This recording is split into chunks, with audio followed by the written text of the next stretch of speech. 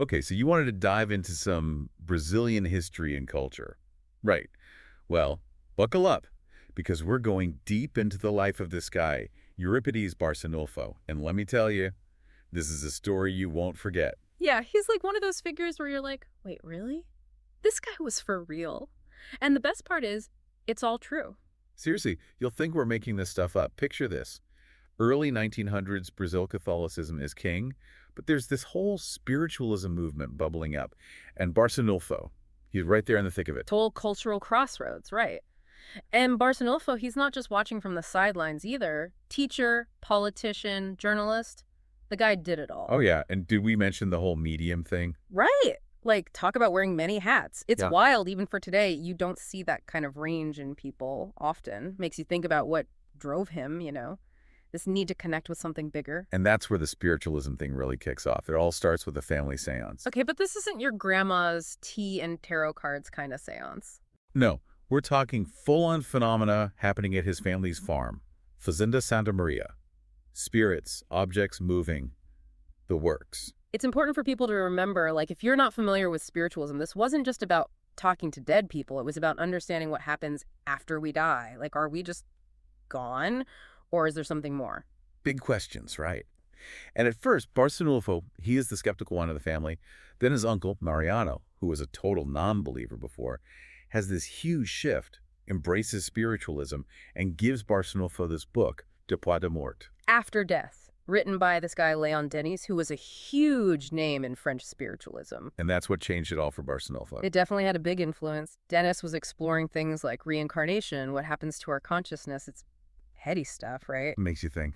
Definitely got the wheels turning in Barsanulfo's mind. But even with all this, he's not just blindly following. He's at a seance, and he decides to test the spirits. How so? He asks his relative, who's channeling a spirit at the time, and keep in mind, this relative couldn't even read this. He asks for a deep explanation of a really complex Bible passage. Talk about putting your beliefs to the test. So, what happened? Did the spirit pass the test? Well, according to the stories, the spirit, through Barsanulfo's relative, gives this amazing, intricate explanation. Oh. Right, and you can imagine for Barsanulfo, that was a turning point. This wasn't just blind faith anymore. It was like, okay, something real is happening here. It was like that moment solidified it for him, Mm-hmm. From then on, Barsanulfo dives headfirst into spiritualism. Yeah, and not just in a, oh, this is interesting kind of way. He goes all in. And that leads him to do something pretty incredible. He starts his own school. This is where it gets really interesting, right? The Collegio Allan Kardec. Exactly. And remember, this is the early 1900s in Brazil. Free education, especially for poor kids, orphans, practically unheard of. So Barsanulfo is like, hold my notebook, I've got this. Pretty much. He's opening doors, providing opportunities these kids wouldn't have dreamt of. And get this, the curriculum. It wasn't just your standard reading, writing, and arithmetic. Okay, now you've got my attention. What did he teach? Alongside the regular subjects, and of course religious instruction, because spiritualism, he includes astronomy.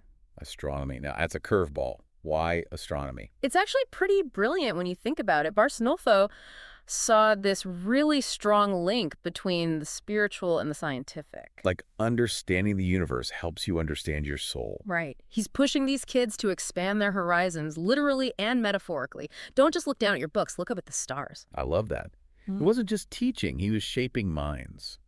And it went beyond the classroom too, right? Didn't he also have that pharmacy?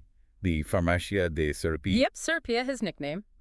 And it wasn't just any pharmacy. This was a lifeline, especially for folks who couldn't afford regular doctors or maybe didn't trust them. So he was like the neighborhood healer. Basically.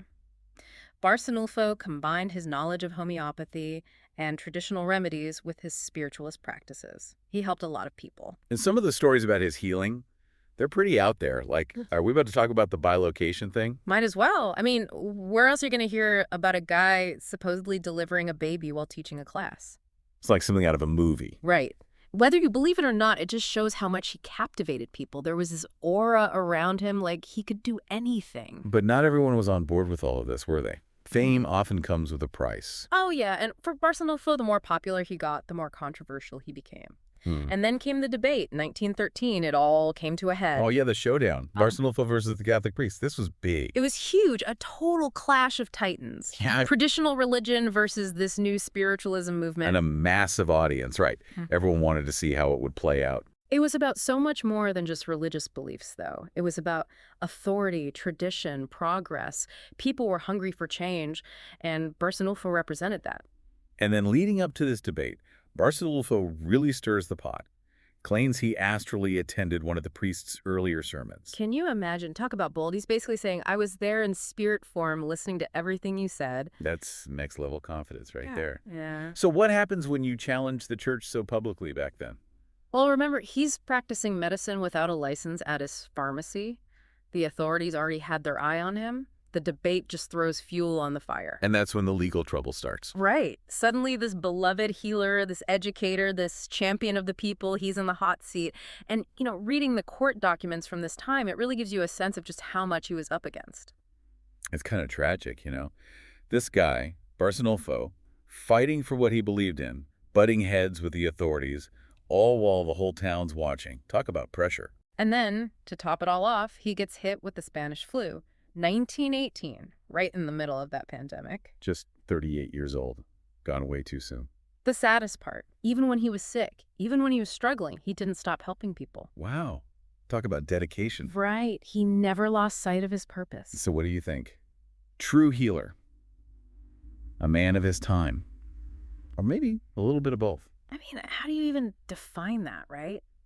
He was this fascinating mix of spirituality, activism, intellectual curiosity. Not to mention, he wasn't afraid to ruffle some feathers, challenging norms, pushing boundaries. Yeah, he really wasn't afraid to be himself. And think about his impact on Brazilian spiritualism. He didn't just follow a movement, he helped shape it. And his legacy. People still study his writings today, right? Absolutely. He's considered a pioneer, a compassionate healer, an educator who truly believed everyone deserved a chance. It's incredible. When we started this deep dive, I knew we were in for a wild ride. But Barsanulfo's story, this one really makes you think. It really does. It makes you question what you believe, what's possible.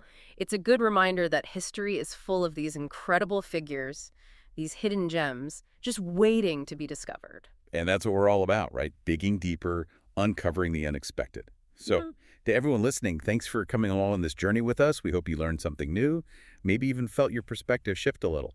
We'll keep searching for those hidden stories, those figures who challenged the norm and changed the world. Until next time.